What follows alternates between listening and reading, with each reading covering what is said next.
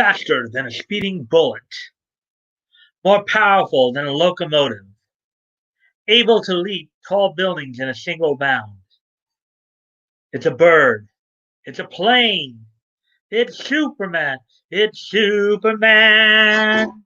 Man of Steel, Superman. Do do do do do do do do do do. It's Superman, Man of Steel, Superman. Da da da. Thundercats.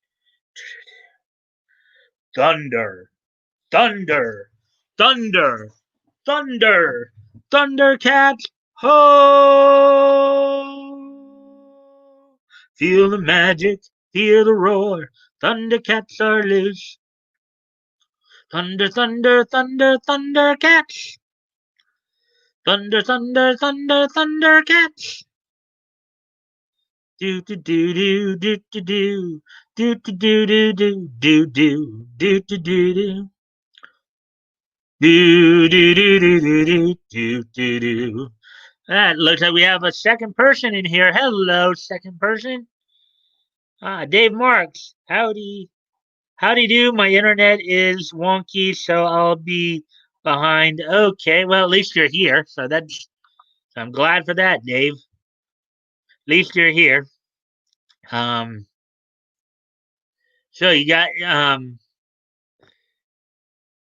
so I well with you here now, I'll wait a few more minutes to see if anybody else shows up. I thought I saw anonymity pop in on Tub Stream. I was just over there, but of course left to get this all set up. So hopefully some of the other guys will show up soon here. Um, so how's your day going there, Dave?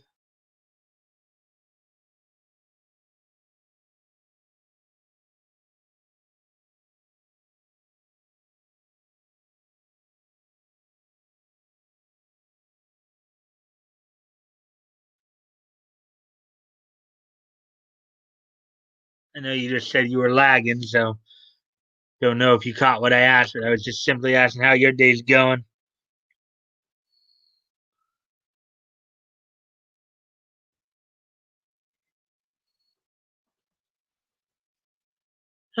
Anyways,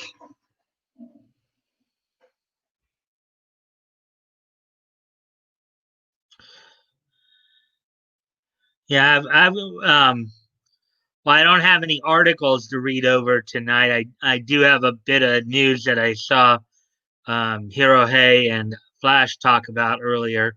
Um, and I'll be talking a bit about that. It's in regard to Uzaki-Chan and the announcement of the dub voice cast there. So,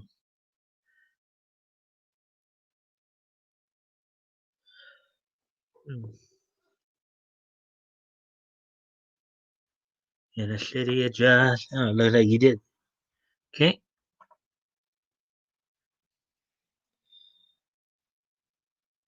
I've been binge watching Twin Peaks since about 6 p.m. I like it a lot. Oh, you talking about like the old Twin Peaks show back in like the late '80s or something, late '80s, early '90s? I think it was a nighttime soap or something, right? I think it was around the same time as like Life Goes On and China Beach, I believe, and Doogie Howser. And that was the lineup.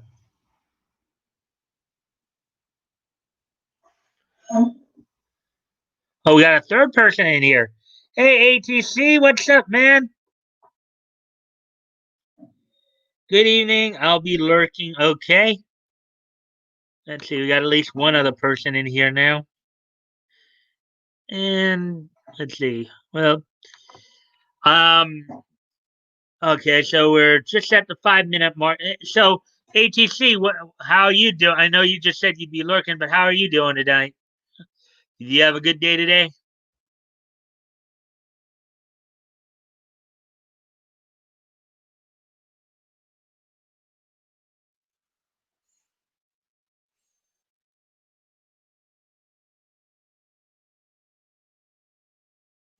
Oh, there we go. Waiting on my wife. Can't. Oh, wait. That's right. I think you did say something about that last night, didn't you? That your wife was going in for some tests, and that I remember now because you mentioned that. You also mentioned that I guess your sister-in-law was having a baby too. Well, hopefully everything goes well. I just hope and pray she doesn't have the cancer. Can't have cancer. Huh. Yeah, I can't believe I'd never seen it. I guess it's technically a soap opera. Yeah, well, I know in the late '80s and early '90s they did start having. Well, I know they always had them in the '80s, like you had Dallas and Falcon Crest, so you did have some of those nighttime soaps that were going on too. I think they really started becoming more popular, of course, in the you know you started having shows like Beverly Hills 90210, Melrose Place, all starting to come out on Fox. Fox is trying to build up their program lineup to become competitive with the other networks at the time. They were already having their cartoon lineups as well. Oh, mess, ATC. Thoughts are with you, hoping for the best.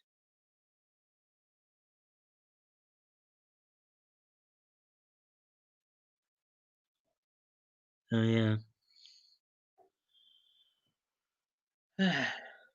Yeah, same goes for me, ATC. I hope everything works out. Hope that, you know, that, hopefully there is no cancer, that she does remain in good health for you. So mm,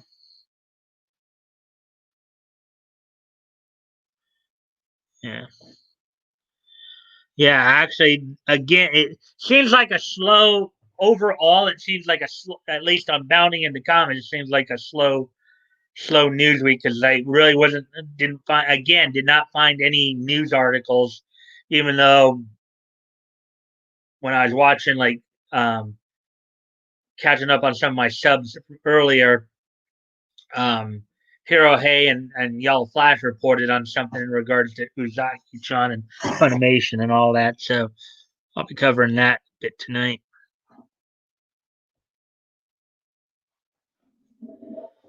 Okay.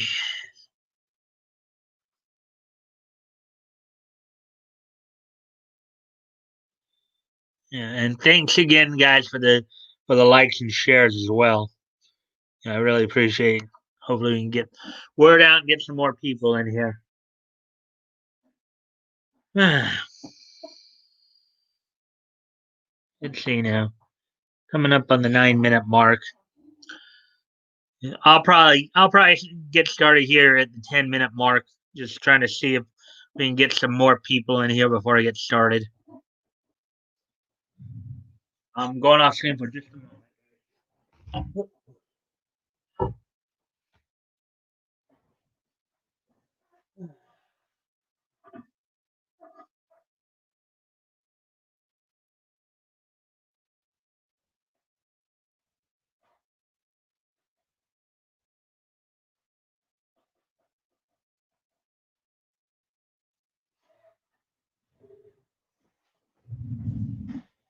Anyway, so I'm back now. Let's see. Okay.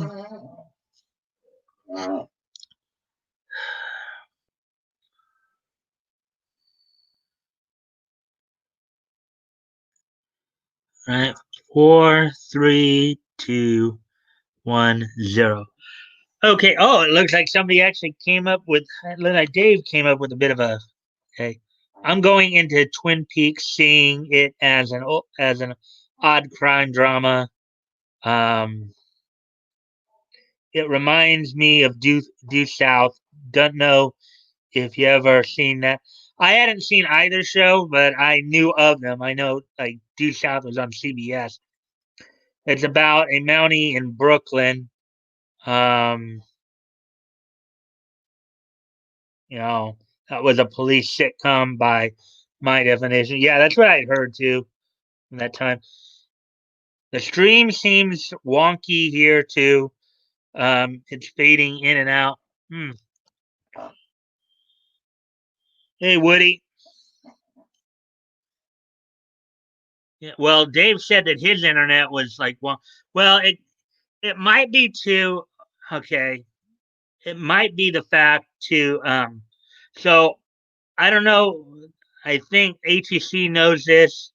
Dave, you might know this as well. I'm in Southern California. Okay, and right now we do have some fires going on in the Angeles National Forest.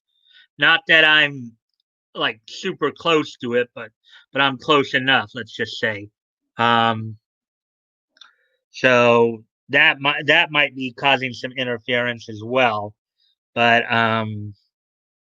but at least as far as I know, it seems fine to me. So maybe it's you guys. Maybe it's Howdy Woody, or maybe it's the fire causing some interference. Hi Dave, I'll try reconnecting. Okay. All right. So now it looks like well, yeah, had three. ATC had said he was lurking, but I don't know if he kind of got cut off as well. Hmm.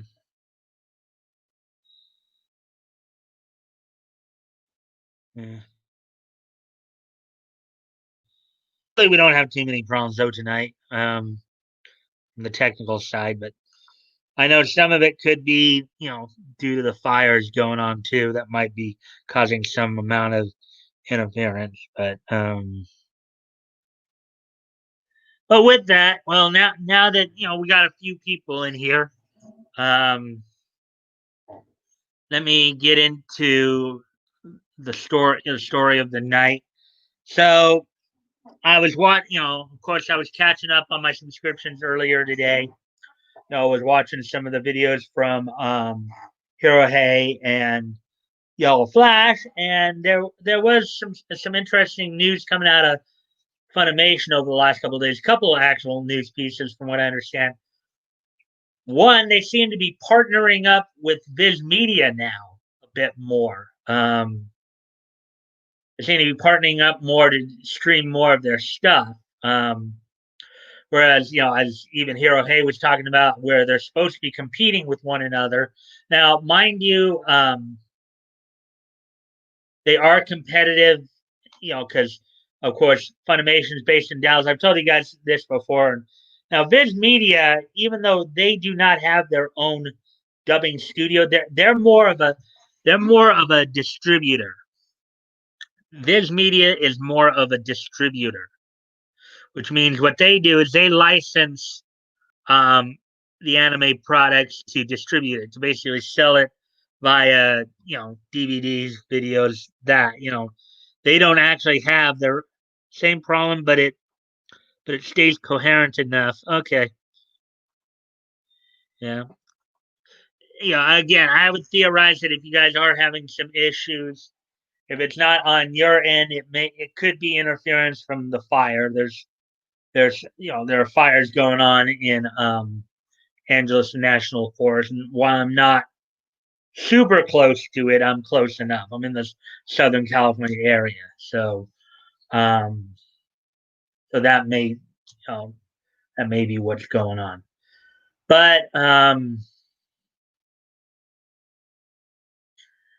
But anyways, so back to what I was getting at here.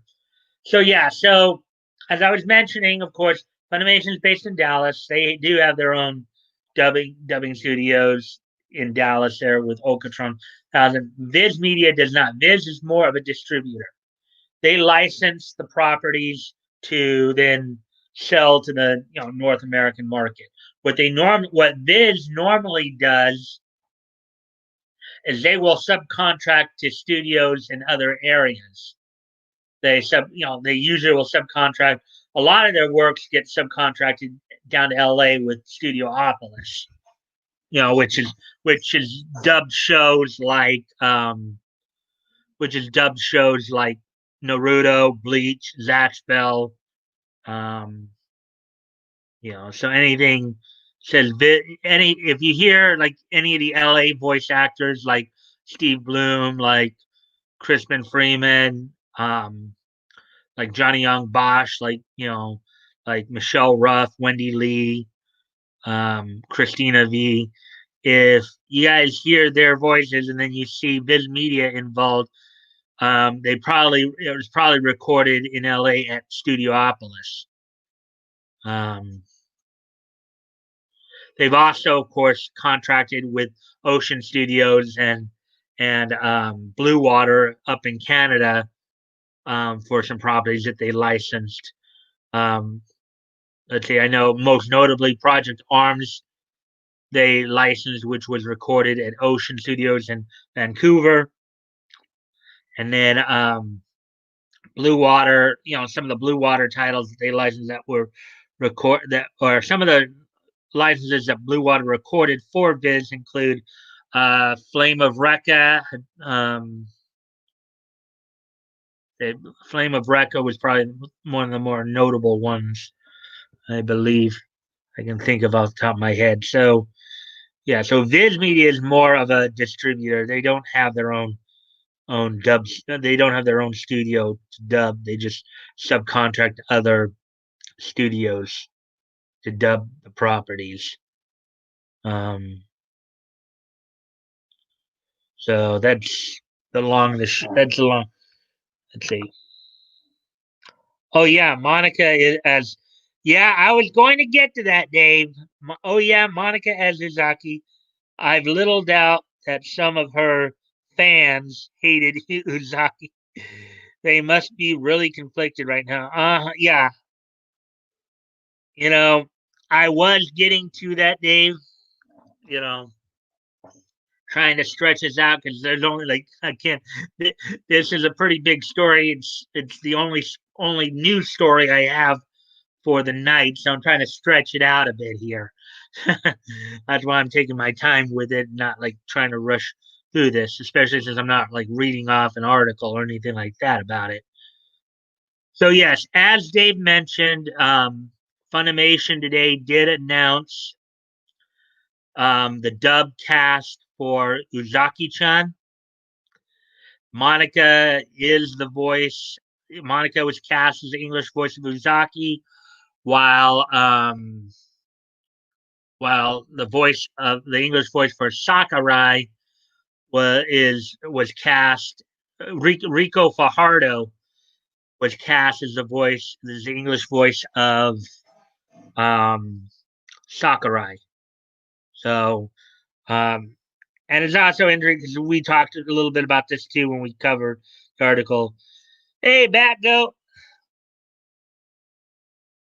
Hey, y'all. I haven't seen you in here in a few nights. Howdy, Bat Goat. Yeah, right now we're talking about like basically Funimation and Uzaki-chan. The fact that Funimation did announce it, you know, announced that they were doing a dub. Monica Rial getting the voice of Uzaki, and Sakurai being Sakurai. The English voice of Sakurai is being done by Rico Fajardo. In case you guys don't know who Rico Fajardo is, he provides the English voice for Nozel Silva in Black Clover, among a few other characters. He's one of the newer voice actors with Funimation. Um,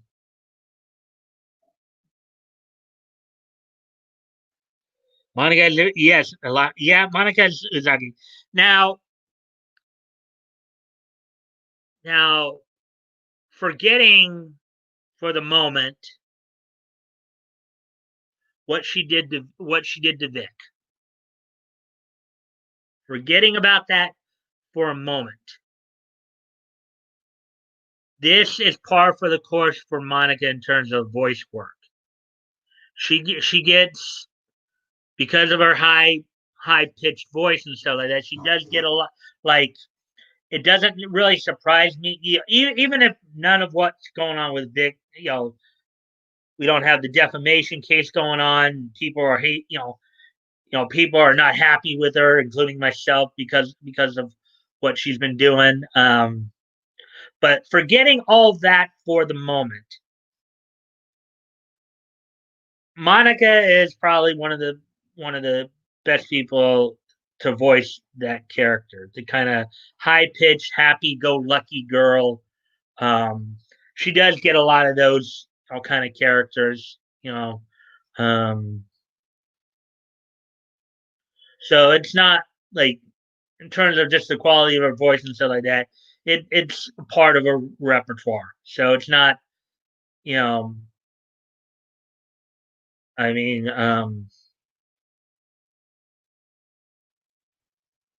you know,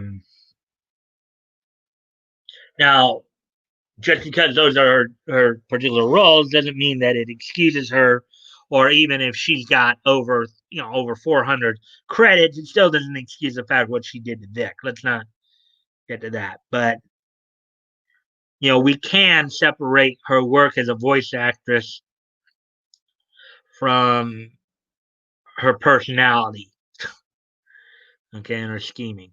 Yeah, I'm sure everybody here wishes that she never got work again, but that's not going to happen. At least while Funimation's in its current state. But if they keep losing fans, they keep losing money.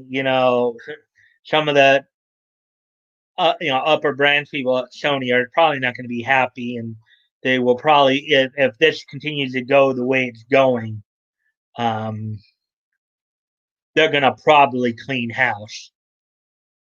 You know, after a while. Um, And with that though, but that also brings up a very interesting point, because even from what we talked about yesterday with yesterday's article that I read from Hero Hayes' site Neonnet about Funimation and standards and some of the other like licenses they picked up, like superheroes with the X in it. Okay, um, about that anime that basically teenagers get their superpowers from arousal, right? Um, it's kind of funny how those shows um, are within Funimation standards, but interspecies reviewers isn't. Okay, you have you have one show that basically teenagers are getting their superpowers from being aroused. And then we have Uzaki-Chan, and as Dave mentioned earlier, there was all that uproar over her breast size and how it's like how he even joked earlier on here, how Monica's fans must be conflicted um, because they hate Uzaki-Chan, yet their queen, as some of them like to call her, um, their queen's actually now voicing um, the character they hate for being so uh, voluptuous.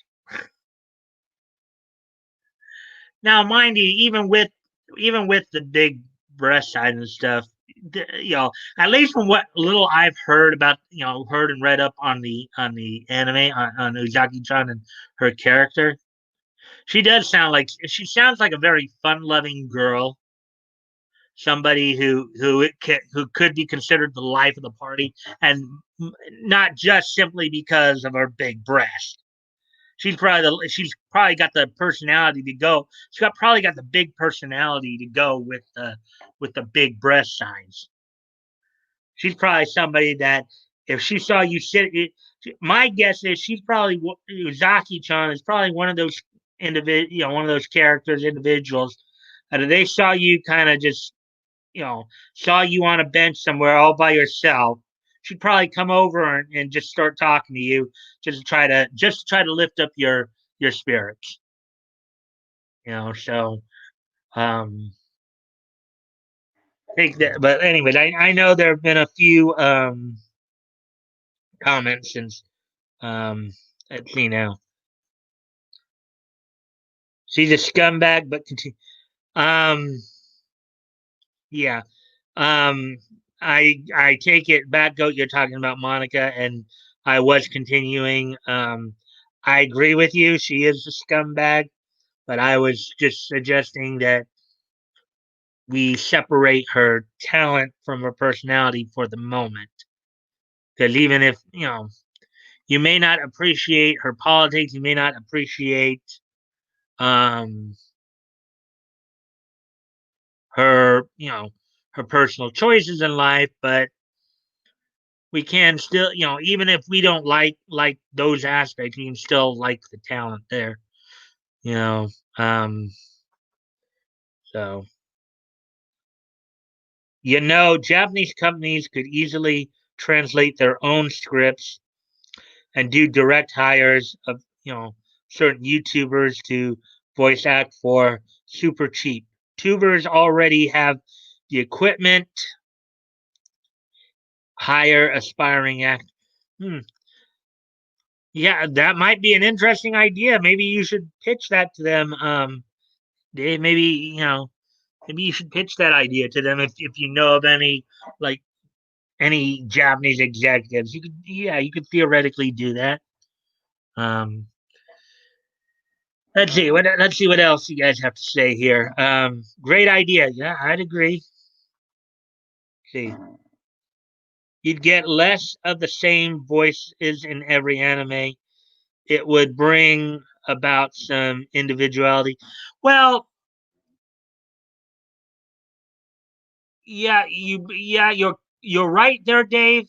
Even though there is some of that already there. Granted, we've seen in recent years L.A. and Dallas working more closely together on a lot of stuff, particularly with the stuff involving like Toonami on Saturday nights. But Sentai is still somewhat independent of these companies. Um, you still have some people like in New York through Headline Studios, and I'm not sure if Michael Centurniclaus is still operating his new NYAV Post studio, which he uses a lot of New York and LA based voice actors. But that's one of the things that like one of the things I kind of mentioned yesterday when we were talking about interspecies reviewers being picked up by Right Stuff International.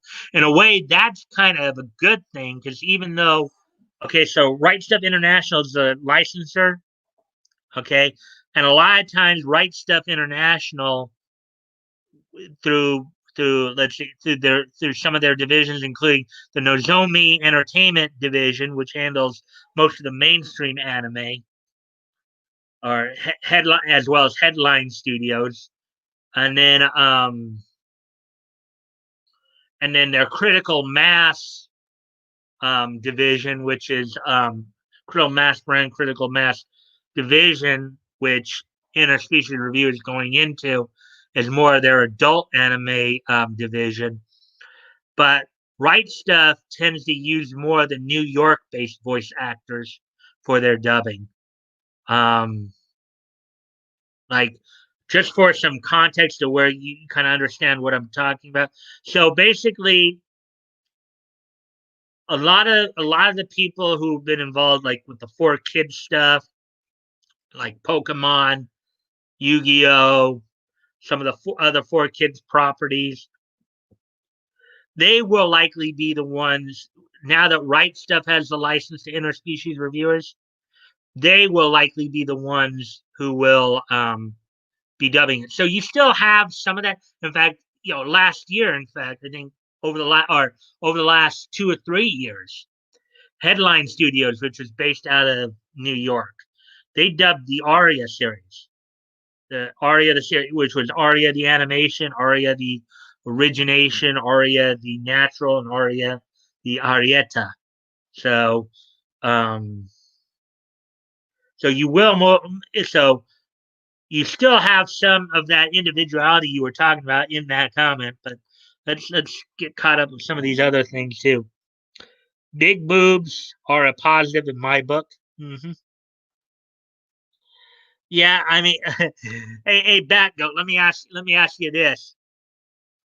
Um, you're let's say sitting on a bench, just kind of taking a moment to relax and just just trying to.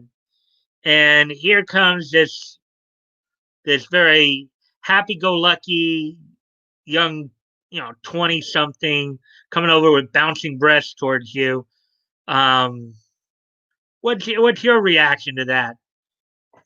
How are you reacting to that? Are you like excited that you may get some attention from a very friendly girl? See, look past the big boobs, and Uzaki is actually a fun little character. My point exactly, Dave. That's where I was going with it. She's an adventurous college student. Precocious is the perfect word to me. Yeah, I would have to agree with that. She's quite precocious, quite inviting in that, socially. From what I understand, a big part of the plot of the series is that Uzaki seems to have this mission to try to draw, I guess, the male protagonist Sakurai out of his shell a bit. I guess that's from what I understand, what I guess Hirohei was mentioning earlier today. I like it. She sounds awesome. Yeah. Japanese business culture is weird. I'd have to fly out there and buy a glass ashtray just to get a uh, laugh out loud. I heard the whole country smells like ashtrays and gasoline. Um, well, I don't know if you guys know who Aramine is. She's, Aramine, if you remember, Erica McCord, um, she was the one in Vic's case who they said had made that Faisal had said made some claims to him, but she kind of refuted that. She does. If you guys check out her channel, she does videos on Japanese life. You can maybe go check out one of her videos and then ask her about that if it smells like ashtrays and gasoline. Um, they'll be smoking, not marijuana though. They are stupid strict on weed.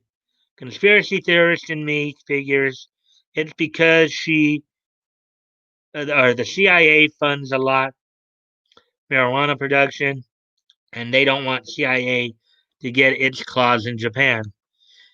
Yeah, even to this day, they still don't like the influence. Any we've seen it quite a bit. When we look back on its history, you know, even in now and how they're reacting to a lot of the stuff going on with like Twitter, with Western Twitter, Um,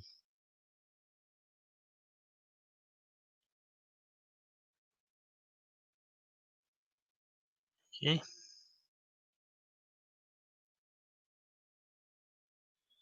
Okay. Boo anti 420 is bad.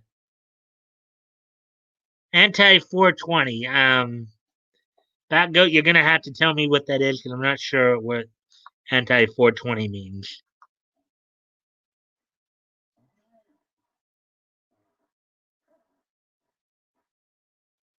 You're trying to say that 420 is the criminal code for marijuana or something like that.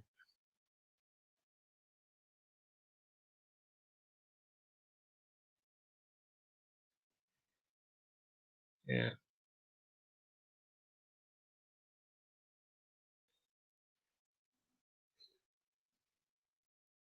So yeah. So as I was saying though, with the interspecies reviewers license being picked up by Right Stuff International, I guess the one saving grace that even though they did dub the first three episodes, they'll probably redub the first three episodes that Funimation did and do like they're gonna end up doing the whole series. Um, but as I was saying, you'll probably be hearing like a lot of the New York based voice actors, like a lot of the ones from Pokemon and Yu-Gi-Oh! Like let's see. Something like that. Okay. Um, yeah. So yeah, so basically, so some of the voice actors, involved who will like, if Right Stuff does end up dubbing interspecies reviewers, which I could see happening, it'll be people like we'll probably hear as for those of you who are dub fans, I hear like the voices like Mark Thompson, Veronica Taylor, you know, Rachel Lillis, possibly Dan Green, Wayne Grayson, Carol Jacobinus, you know, Michelle Knott, basically, though, again, a lot of the voices you probably heard on such properties as Pokemon, Yu-Gi-Oh, Boogie Pop Phantom, Sure no Toki, um, Ultimate Muscle, Shingu Secret of Stellar Wars, that kind of thing. So, you know, oh yeah, it's still again, it's the one of the more amazing things about this in how Funimation's trying to suggest that they're this woke company, how they do decide to do animes like superheroes and Uzaki-Chan, even though as we've seen a lot of woke Twitter has just jumped down, just continually just batter and beat up on Uzaki-Chan, verbally. Um, and supposedly those two shows are within their standards, but interspecies reviewers, is not. So I mean, go figure. Yeah, so 37 minutes. So we done a good. Huh.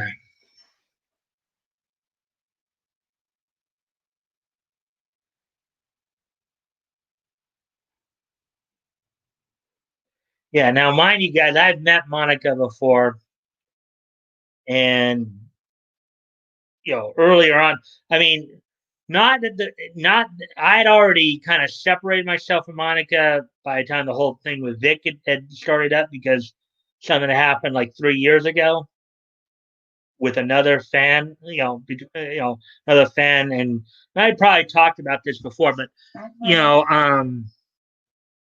Monica was probably one of the first voice actresses that I really got kind of into because I heard her as, of course, Kirika Yumura on the anime Noir. Um, Now, mind you, I know you guys probably don't care for you guys probably don't want to do it, but three animes I would suggest you guys check out. Two of them were originally dubbed by ADV, and then the last one was by they're kind of a what they call a thematic trilogy. Um,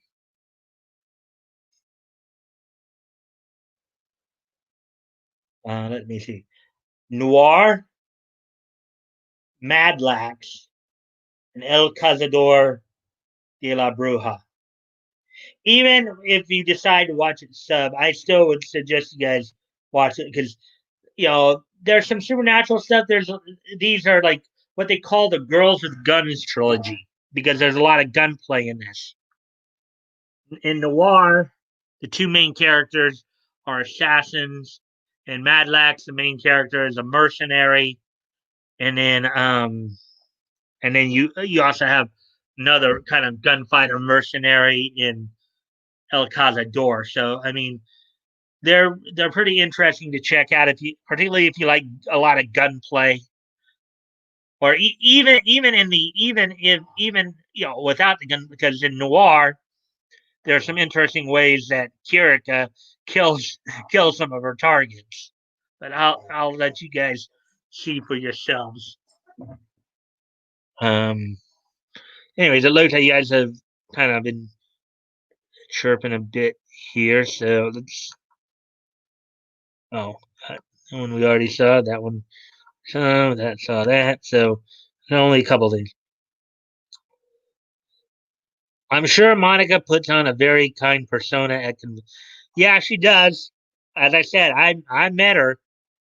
I can attest to that, Dave. I can very much. I've actually met her, so oh, I'll bet she smiles it up for her 27 fans. Yeah. Well, I mean, when I met her, she had a lot more than 27.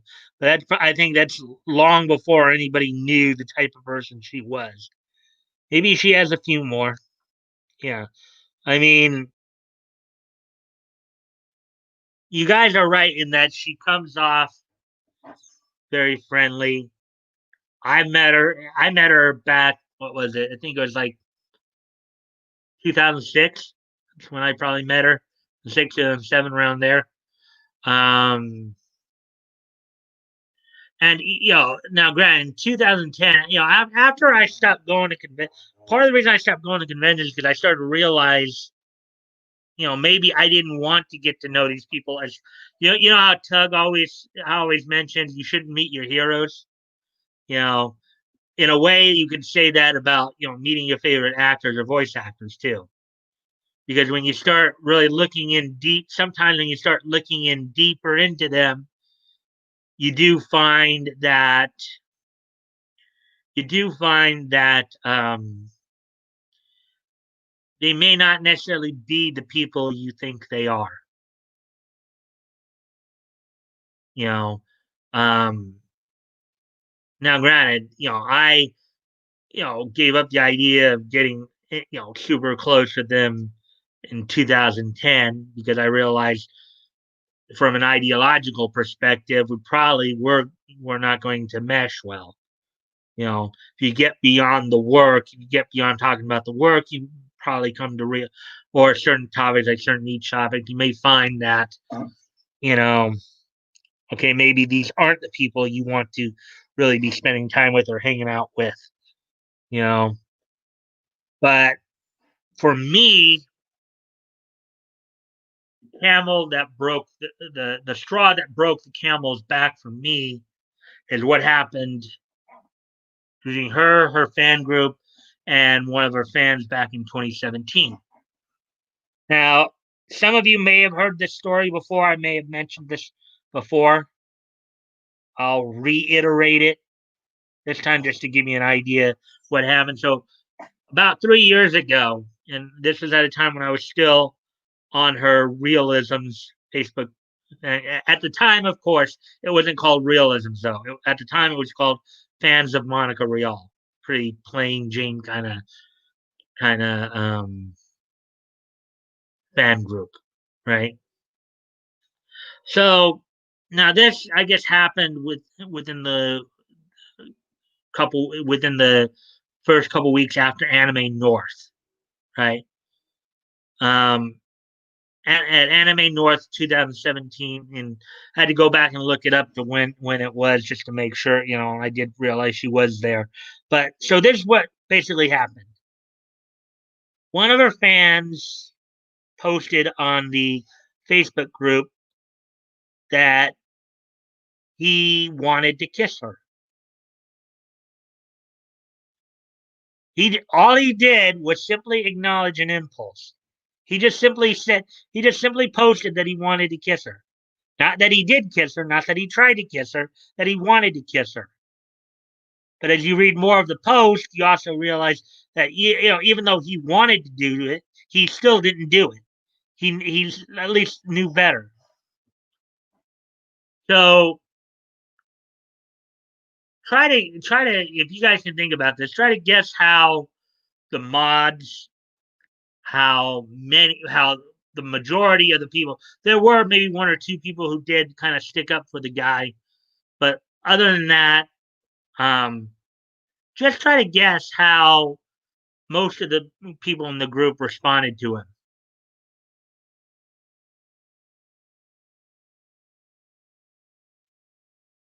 It was like, oh my God, you want to kiss our queen? How horrendous is that? Oh my God, you sexual harasser, you. That was their reaction. That was the majority of their.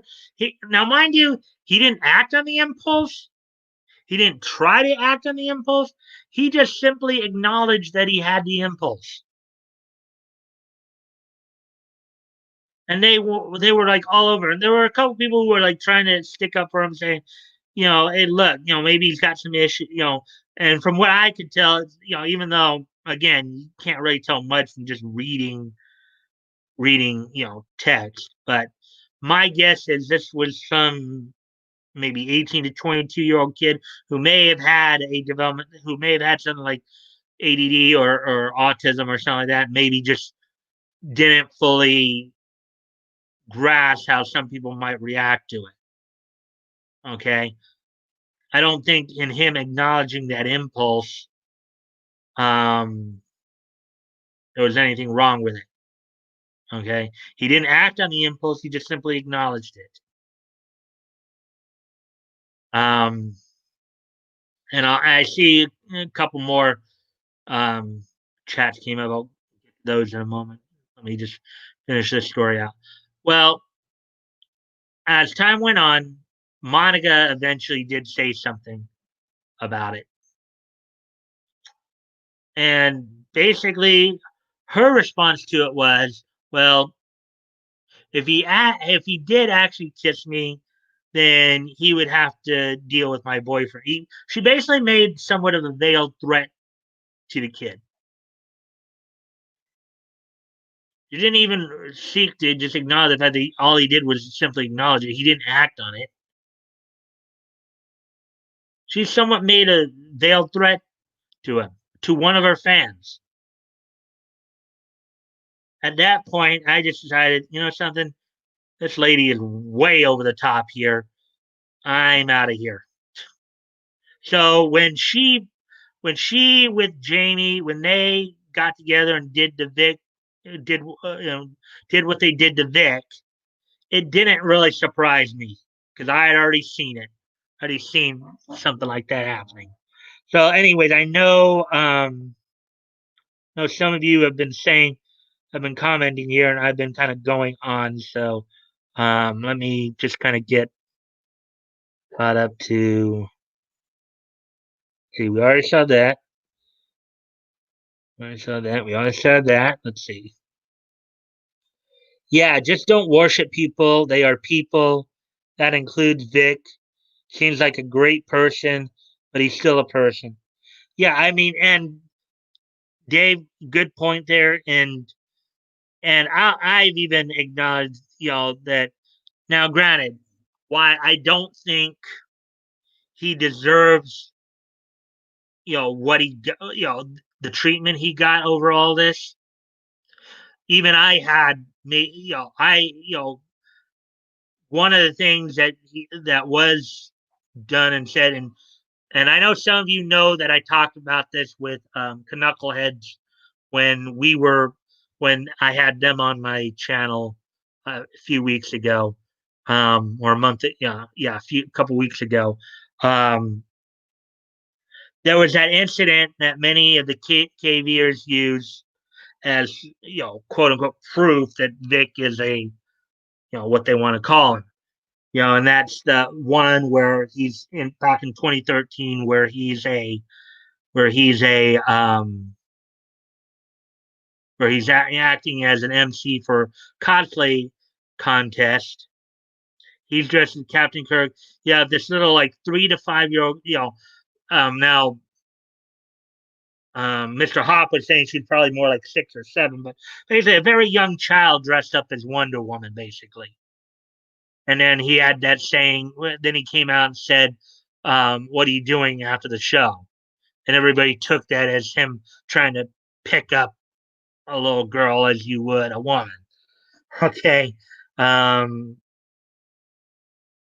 so even I, and you got those who were here for the Knuckleheads interview, you saw that both Mr. Hobb and I acknowledged, yeah, that might not have been the best thing to do, but he's human, you know. Yeah, of course. You're going you're gonna get fans that develop romantic feelings. They're people, but you don't shun them for it. Just graciously decline and say something like, someone will be lucky to have you.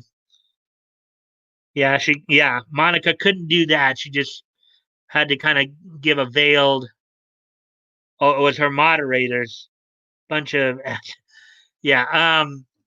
I don't know if BT was a moderator at that time. I think he may have been part of the group. I don't know if he was a moderator. The one moderator I do remember from that time period was Taj Mitchell. Um, I don't know, obviously I haven't been on the page in like 3 years. Don't even know if he's still a moderator on the page, but yeah, like it wasn't just the moderators. It was also other fans in the group. It was like basically a bunch of sheeple. SJW mods are a criminal lot. Yeah. Okay. Yeah. She was just as bad as the mods. Yeah. I mean, yeah. I mean, I'm sure because now I had always believed that part of the reason that certain voice actors get some of the roles they do is because there is a part within them that may have some of those same personality traits that the characters they are portraying do. Yes, Monica has proven herself to be as I think I don't know if it was Dave or Becca, one of you guys said it. She's a scumbag. Okay, I'm sure everybody in here agrees that Monica deserves to burn in hell for what she did to Vic. Okay, but there is no no individual is wholly good or wholly evil. We all are capable of both. Every human being is capable of being good and evil. We could act on some of the most gracious of impulses. We can also act on some of the darkest of impulses. We're not wholly good or wholly evil. We're just people. People trying to make it through the world. And, you know, there are times that we're good and there are times that we're not so good. Times we can even be bad. But it's finding that right balance what makes life, what makes life what it is. And I know that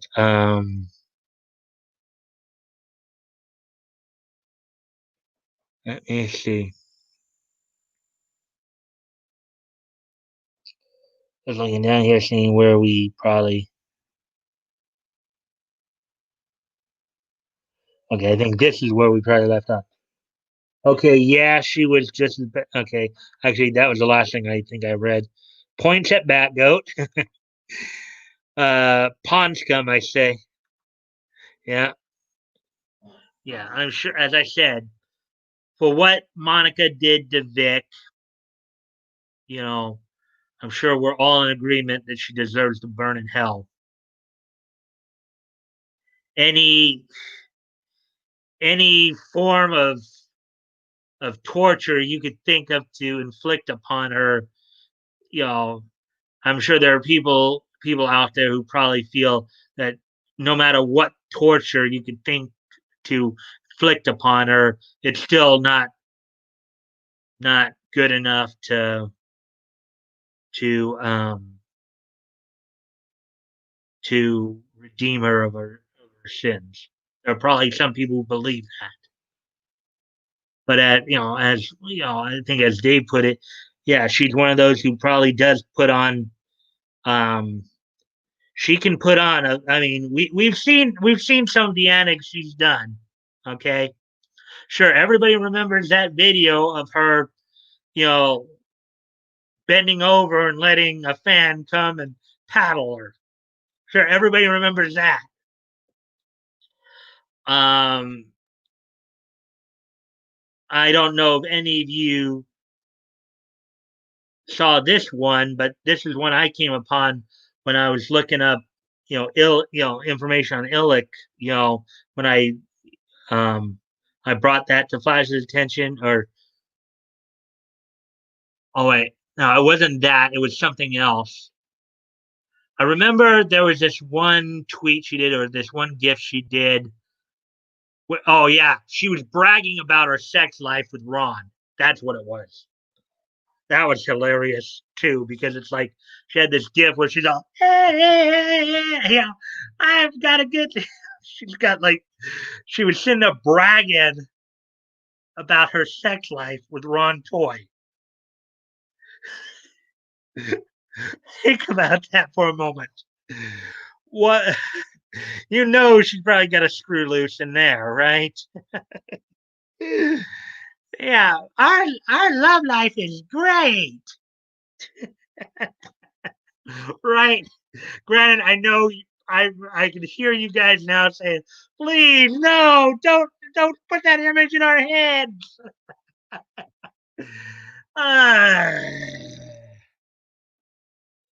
Let's see. I know you guys put up some out here in Minecraft.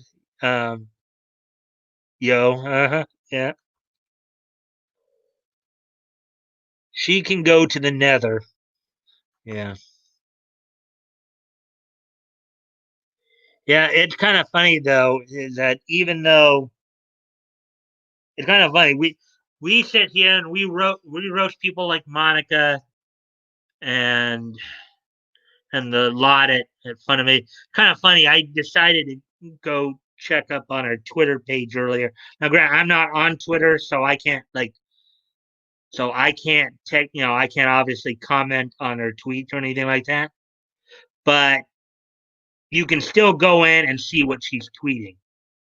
And I saw something very interesting where I guess she's going to be involved in a voice call with some of the other DBZ voice actors, and with the exception of Kyle, a bear, most of them have been in some form or another involved in the whole kick dick. The she's going to be, I guess she was going to be on some kind of chat with Chris Sabat, Chris Rager, Josh Martin, Jeremy Inman, and Kyle Bear. Jeremy Inman is one of the guys who went with her to that comic book show last year when they decided to skip out on Kamea-con. Excuse me a moment, guys. I gotta take care of something off screen.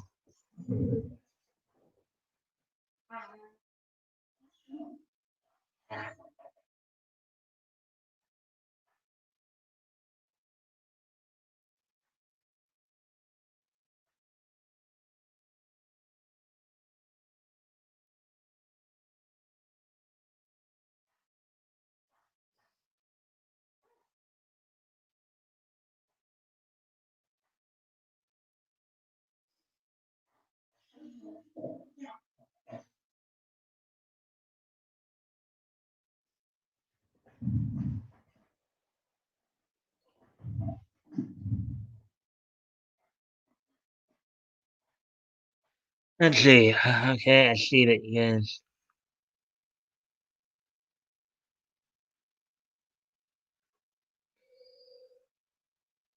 Monica TMI. Yeah. If you mean about the idea of her bragging about her sex life, yeah, I would think most people would agree with you there, Dave. Too much information. I'm just telling you what was done. I don't actually want harm on any of them. I just want them to lose the lawsuit and feel ashamed. Yeah, my guess is I'm kind of in the same vein as Nick is. Even if they lose the lawsuit, I don't think they'll feel ashamed about it. They'll probably just say something like, "Oh, this is Texas, right wing radicals, you know, therefore, therefore this, that, and the next thing." So, um, I'm with you, Dave. Um, Ashamed and embarrassed. Yeah, I mean, I've even thought about the idea what it might be like if you're like walking down the street and you're like seeing like Monica and Jamie in like ragged clothes, um, like begging, begging for money, like you know, that might be, they basically lose the lawsuit, lose everything they have, and then they're sitting there begging in the streets for help. That might be a very interesting thing to happen to them. So I'm gonna go over and tell Crow that he's late. Fun talking with you folks. All right, Dave. See you later. I'll see you hopefully tomorrow night. Oh, and also, guys, now that I mentioned it, today being Thursday, I should probably let you know. Unfortunately, I haven't been able to get anybody for tomorrow night as a guest. So as you know, as is as will be the thing going on here, I'll be opening up the studio to let you guys come in and be part of the panel. Whether it's a case where we'll go over some news articles together, or we'll just talk like this. We'll see what happens. So just so you know, Dave. Peace, Dave. Okay. Um. So yeah. So wow, I'm already over an hour. Like, look at it. I think I've spent the last 30-40 minutes talking about Monica Rial. Oh boy, isn't that something? Right, guys? I think I've spent the last 30 or 40 minutes talking about Monica Rial. Some interesting stuff to talk about. Obviously, with her getting cast as Uzaki-Chan, I mean, you know,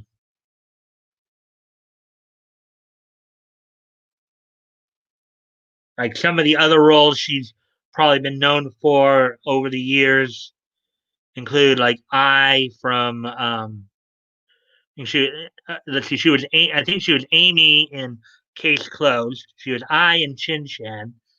Um, she was Mei Cheng in Full Metal Alchemist Brotherhood. She was as I mentioned earlier, she was Kirika Yumura in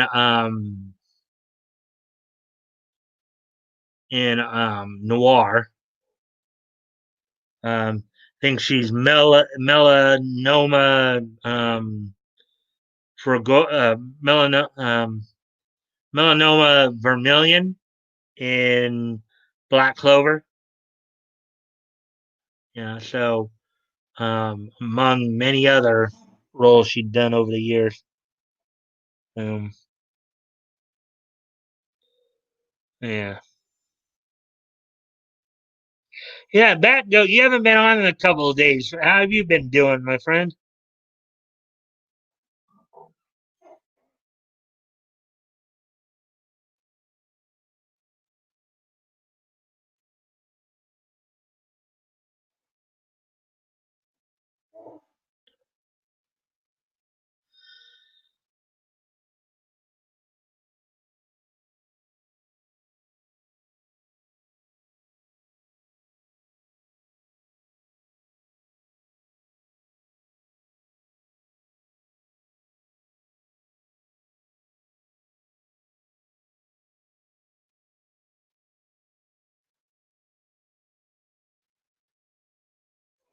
Huh,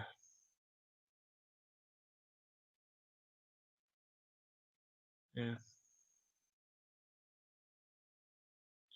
I guess we're down to three, but I know that Dave just left to go join up on Crow's stream there. I'm good. It's getting cold here in Minnesota. Oh, so you're in the same state as Nick is then, huh?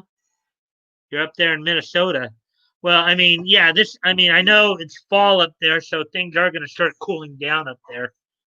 Um, probably the last 15, 20 years here in Southern California, things actually seem to warm up in September at times. And of course, we got the wildfires, as I said, going on in Angeles National Forest. So, um, yeah. So, is there anything you guys want to ask me about, like in terms of needs, like anything surrounding anime, cartoons, comics, manga, pro wrestling, or even like voice actors or anything like that? Um, you guys have anything you want to ask me or contribute to the conversation or something like that? Yep, I live about an hour away from Nick. Ah, okay. Hmm. I wonder if he knows that.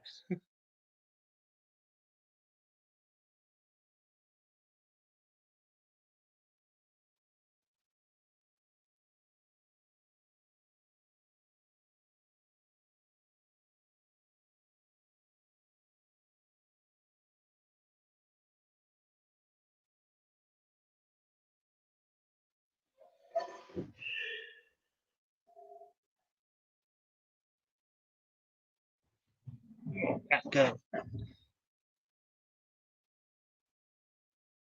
Yep. Oh, you're okay. I already read that part.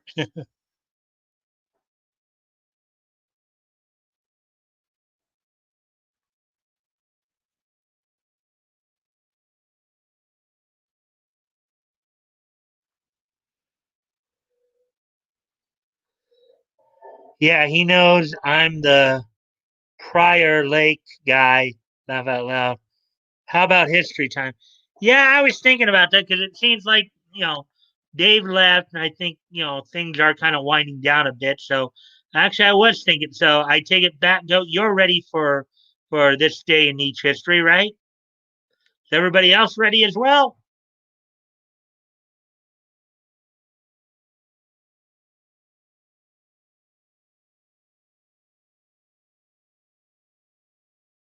I've got three bits of history tonight. Yay, history! Yeah, you haven't been around much. You've been unless you've been going back and watching the streams later. So you've been missing the history stuff. Yay! Let's see. Hey, toys. ATC. Okay, so gentlemen, I shall go ahead and get started on the this day in each history.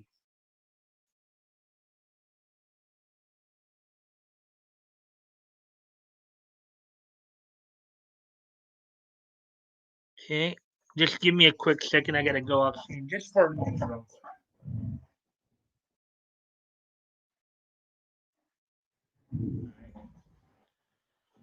Okay, so first off, we head back to on the today being September 10th, 2020. We head back first off 23 years ago today to 1997. On this date in 1997, DC Comics would set out on newsstands the 35th issue of Azrael. Azrael, also known as Azrael, Agent of the Bat, was John Paul Valley. He was a character that you know that was brainwashed into becoming a killing machine for a secret society. He then came under Bruce Wayne's tutelage after Bane broke his back.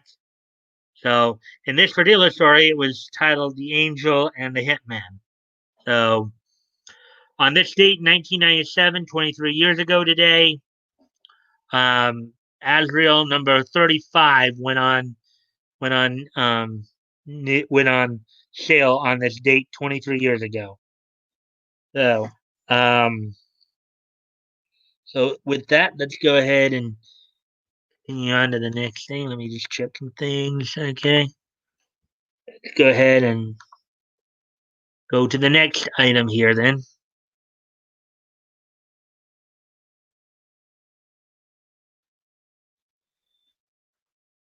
okay, on this date in 2005,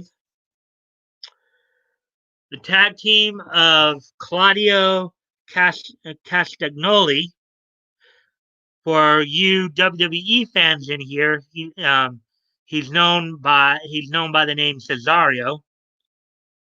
Claudio Castagnoli and his partner Chris Hero would defeat Necro Butcher and Toby Klein for the Combat Zone Wrestling Tag Team Championships on this date in 2005, which is 15 years ago. On this date, 15 years ago, Claudio Castagnoli, better known to most WWE fans as Cesario, and Chris Hero would defeat Necro Butcher and Toby Klein for the CZW Tag Team Championship. And then it's so now, last bit of history, last but not least here. I'll go to the and 2005 in history was so nice that we've got to do it twice. On this date in 2005 on 4Kids TV, G.I. Joe Sigma 6 and Bratz debuted on this date in 2005. 15 years ago today, G.I. Joe Sigma 6 and Bratz debuted on Kids WB. So with that concludes this day in each history. We got another came back. So is there any questions or comments you guys have?